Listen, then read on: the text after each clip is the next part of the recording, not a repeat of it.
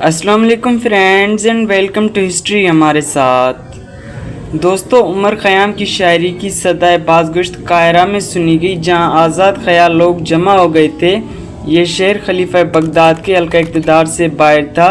اس کے محلات میں بے فکر لوگ دن رات اہل سنت کے اسلام کا مذاق اڑاتے۔ اسماعیلی فرماتے کہ یہ لوگ مخصوص عقائد و اسرار کے حامل تھے۔ وہ اپنے جماعت خانوں میں علیحدہ عبادت کرتے اور بلاد مشرق میں اپنے خیالات کی تبلیغ کے لیے داعی بھیجتے۔ دوستو، اس فرقے کی سرگرمیوں سے ایک عجیب داستان متعلق ہے، جس کی صداقت اگرچہ مدتوں سے مسلم ہے، پھر بھی اس پر افسانے کا گمان ہوتا ہے۔ اس داستان کا مرکزی کردار وہ شخص ہے جسے صلیبی شیخ الجبل کہا کرتے تھے۔ عمر خیام کا ایک ہم عصر حسن بن صباح تھا، جو مذہبی عقائد میں اسماعیلی تھا۔ یہ شخص بڑا آزاد خیال اور انتہائی اولو العزم تھا۔ وہ محض آزاد خیالی کی تبلیغ پر ہی قانع نہ تھا، بلکہ اسے طاقت و عظمت کے خواب کی عملی تعبیر کے لیے اعلیٰ کار بنانا چاہتا تھا۔ وہ کہا کرتا تھا کہ اگر مجھے نصف درجن جانثاروں کی خدمات حاصل ہو جائیں تو میں ساری دنیا کو زیر نگیں کر لوں۔ کہا جاتا ہے کہ جب حسن نے یہ بڑھان کی تو اس کے ایک دوست نے اس کی ضیافت کی اور اسے زعفران کھلا کر ایک ایسی شراب پلائی جو دیوانگی کا علاج سمجھی جاتی تھی۔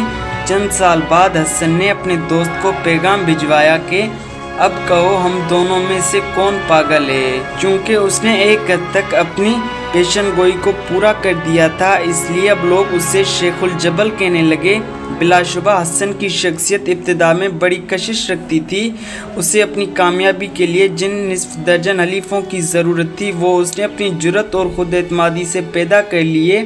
اس نے بڑے ہی سادہ عقیدے کی تبلیغ کی، حق کچھ بھی نہیں ہے، سب کچھ جائز ہے، اور عوام کی توجہ مبذول کروانے کے لیے راسخ العقیدہ مسلمانوں کے رسم و رواج کا نہایت بے دردی سے مذاق اڑایا۔ دوستو، اس نے اپنے مریدوں کی ایک خفیہ جماعت منظم کی، جس کے ارکان میں داعی، رفقہ اور فدائی شامل ہوتے تھے۔ جماعت کی کامیابی کا اصلی راز فدائی تھے، جنہیں حشیشین بھی کہا جاتا ہے۔ ان کی سفید اباؤں کے اوپر سرخ رنگ کا خونی کمربند نمایاں نظر آتا تھا، جن میں دو لمبے خمدار خنجر آویزاں ہوتے اور تمام فدائی نوجوان ہوتے تھے۔ ان نوجوانوں کو حسن یوں حشیش خوری اور عرق و معجون کے استعمال سے آشنا کرتا کہ وہ اس کے ہاتھوں میں کٹ پتلی بن کر رہ جاتے۔ وہ انہیں یقین دلا دیتا کہ موت حقیقی فنا نہیں، بلکہ ایک لازوال مسرت کا دروازہ ہے، اور ان لذتوں کی تکمیل جن کے سنہرے خواب وہ حشیش یعنی بھنگ کے قرابے اٹھانے کے بعد دیکھا کرتے۔ ان گمراہ نوجوانوں کے نزدیک حسن ایک ایسا باکمال اور صاحب قدرت پیغمبر تھا، جس کے مقابلے میں اسلام کی ساری شخصیتیں ہیج تھیں۔ وہ غیر مطمئن اور غیر آسودہ اشخاص کے سامنے نجات دہندہ کا روپ دھار لیتا، لیکن اس کا اصلی مقصد اس کے ہم نوالہ و ہم پیالہ چالاک ساتھیوں کے سوا کسی اور کو معلوم نہ تھا۔ وہ خوف و ہراس کے ذریعے مروجہ نظام کا تختہ الٹ کر اقتدار حاصل کرنا چاہتا تھا۔ وہ ان سے کہتا کہ ہر مقدس چیز کو سلطنت و مذہب کے کھنڈروں تلے دفن کر دو۔ چنانچہ اس نے خوف و دہشت پیدا کرنے کے لیے قتل و غارت کی باقاعدہ مہم شروع کر دی۔ ایک شخص کو قتل کرنے کے لیے 3 فدائی مقرر کیے جاتے تھے، جو عام طور پر اپنے شکار کو مسجد میں نماز کے وقت خنجر کا نشانہ بناتے۔ پہلا فدائی جھپٹ کر وار کرتا۔ اگر وہ ناکام رہتا اور افراتفری پھیل جاتی تو اس ہنگامے میں دوسرا یا تیسرا فدائی اس کا کام تمام کر دیتا۔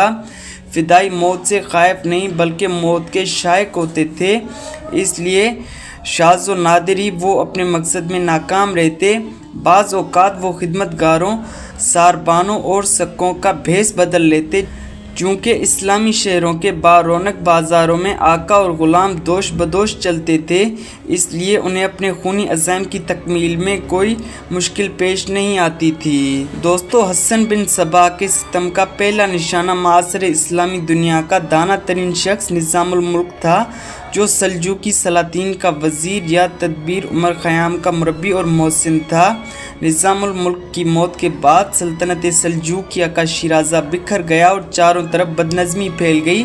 حسن نے اس ابتری سے فائدہ اٹھا کر اپنے اقتدار کی بنیادیں استوار کر لیں اور اس کے بعد सुल्तान मौदूद को भी उसने कत्ल करवा दिया। चुनाचे हर तरफ फिदाइयों की हैबत तारी हो गई। लोग उनके खंजरों के अटल वार से लर्जा और तरसा रहने लगे। हसन ने बड़ी होशियारी से खौफ व इराज की उस कैफियत से फ़ायदा उठाया। भला कौन था जिसे अपनी जान प्यारी न थी? वो कौन था जो अपनी सलामती की खातिर सालाना खराज अदा करने से इनकार करता? हसन अपने वादे का पक्का था।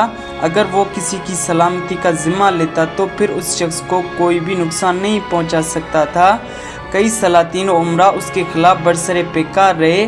उन्होंने अतराफ व अकनाफ से उसके मुलैद मुरीदों को चुन चुन कर कत्ल किया, लेकिन वो खुद हमेशा छलावे की तरफ गायब हो जाता और उन अमीरों के यहाँ पनाह ले लेता जो उसके फिदाइयों की खंजर जनी से सहमे होते। दोस्तों, एक ज़ी असर आलिम हमेशा अपने वाज़ में हसन बिन सब्बा और मुलैदा को हदफ़ लानत बनाया करता था।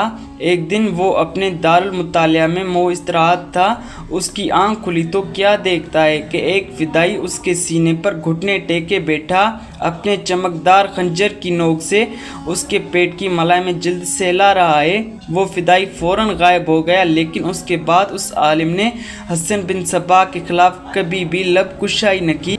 और जब उसके मुरीदों ने उसकी ज़िबाबंदी की वजह दरियाफ्त की तो उस आलिम ने मुस्कुराते हुए कहा कि उनके पास कुछ ऐसे दलाइल भी हैं जिनका वाकई जवाब नहीं।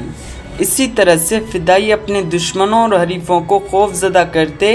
वो अपने दुश्मनों के सिराने 2 खंजर गाड़ देते और जब उनकी आंख खुलती और वो उन खंजरों को देखते तो उनके औसान ख़ता हो जाते।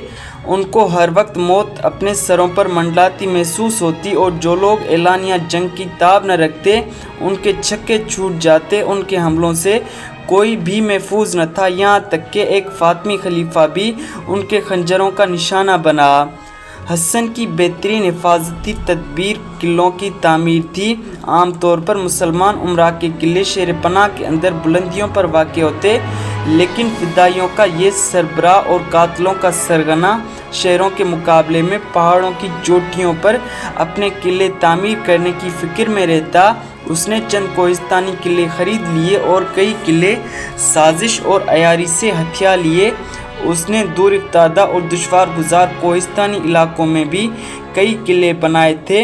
पत्थर के ये किले नाकाबिल तस्खीर होते और आसानी से चंद जाबाज उनकी मुदाफ़त कर सकते।